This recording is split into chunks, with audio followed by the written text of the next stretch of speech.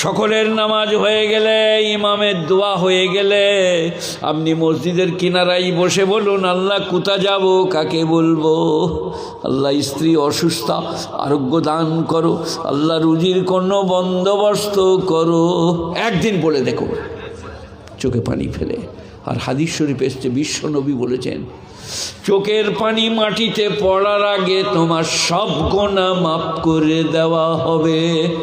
দুটো ফোঁটার আল্লাহর কাছে খুব দাম, একটা চোখের পানির ফোঁটা, একটা শহীদের রক্তের ফোঁটা। শহীদরা যখন উঠবে তখন রক্ত ফিনকিরি দিয়ে ছুটবে, মনে হবে এক্ষুনি শহীদ করা হয়েছে। গুণীজনেরা শহীদ, আজকাল তো শহীদ মানুষ ভুলিয়ে গেছে। মায়ের জন্যে শহীদ হব, বাপের জন্যে, মসজিদের জন্যে, ইমানের জন্যে, ইসলামের জন্যে, দেশের জন্যে। গুণীজনেরা মানুষেরা ভুলিয়ে গেছে।